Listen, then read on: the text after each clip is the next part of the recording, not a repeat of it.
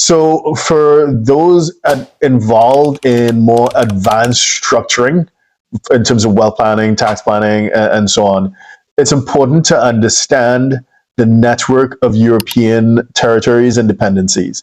So this is the first in a series of videos where we'll take a deeper dive into European dependencies and territories around the world. As we take a deeper dive into European dependencies and territories, I just wanted to shine a light on UK limited companies. As in my practice, I must confess that they were a blind spot for me. I was more focused on like St. Caribbean Islands, BVI's, Caymans, as well as American LLCs.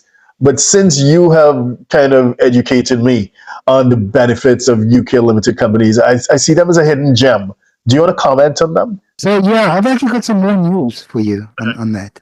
Okay. So I'll give you the news after this little. So when people use a trust in one of these Penguin Trust or Military Trust or Polar Bear Trust outside the US invariably use an underlying company, a subsidiary. Okay. But if you use a company in most countries, if not all, except for the UK, if a trust owns a company, the trust is registered. Now you can tell me, in Dubai we don't register public. Nevertheless, the trust is registered. So this is the key question I have with my main clients, even as recent as last week. Who is registered in the register, whether it's public or not, because even if it's not, it's still accessible with exchange on demand. Who is regarded as the beneficial owner of a company owned by a trust? And the UK is unique. I'm sorry, I've gone through corporate service providers and there's just no competition to this. For some reason, the UK doesn't use the word beneficial owner. They use the word person of significant control. Okay? And quite a few ex-British colonies use that, Hong Kong, Singapore, etc. But in the overseas territories, they use beneficial owner. Anyway, who is the beneficial owner of a company owned by trust? Because, sure, this one trust is not registered anywhere. There's no exchange on demand because there's no double tax treaty. But isn't the Achilles heel in the company? And that's easier because the company owns the assets. And therefore, a question to the UK is who's the beneficial owner, okay? But the UK is unique here. And I had to confirm this 20 times because I couldn't believe it. In the UK, the person of significant control of a trust owned by a trustee is only the trustee, not the beneficiary, not the protector, not the settlor, unless there's significant control by one of these, which is hardly ever the case. So if there's a search, a demand, a debtor, all they're going to come across is a trustee with an address in Svalbard. Yeah. They can't ask any question to the trustee because there's no double tax treaty. There's no MCI. There's no exchange on demand. There's a big case called Jimenez versus First Tier Tribunal. You should put this up. It's worth reading.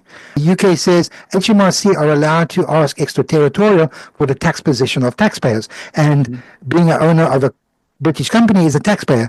But it says if it's extraterritorial, but if there's no reply, which there wouldn't be, because then you can utilize the double tax treaties to force the exchange. But there's no double tax treaty with Svalbard. So nothing's going to happen. Okay. And then they say, in that case, you can levy fines, daily fines, weekly fines, on assets held in the UK. Well, obviously, that doesn't apply here. So that's it. That's the end of that case. So, but some people said, I still don't want the UK company to earn income. In that case, you can own underneath that, you can either own an insurance PPLI, so the British company doesn't earn anything, and then you can borrow directly from the PPLI, okay, in numerous ways. Or you establish an unincorporated Dutch fund, it's called FGR, Fondsgemene Rekening, and then that fund, which is tax transparent, owns the assets, investable assets. And therefore the company, the British company, is not earning any income. It might be going up in value, but it's not taxable. There's no wealth tax on a company. Okay. Sorry, but with the Dutch FGR, it's tax transparent, right? So isn't it like a partnership? So whatever income just flows up into the UK limited company? Two types of FGRs. One is called closed and one is open. Okay.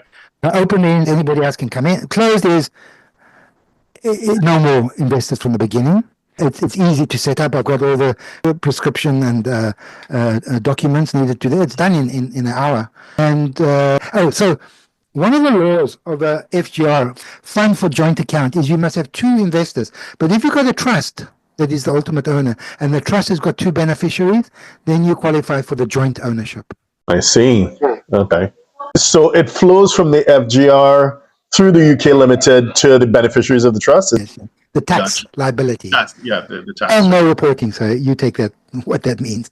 Okay. And what I'll do is I'll put a link to the article that you wrote about the Jimenez case, because that's quite interesting. You didn't know how to spell that properly. Jimenez with the E. Jimenez versus First Tier Tribunal. It went to the tribunal, then it went to the High Court, then it went to the Appeals Court. Didn't go to the Supreme Court or whatever. So it's pretty high up. Yeah. Okay, great. Thank you very much again for sharing your incredible insight. What's the best way for someone to find you or to reach out to you to get in contact? My website, co-ownershiptrust.com, and then you'll find 850 articles.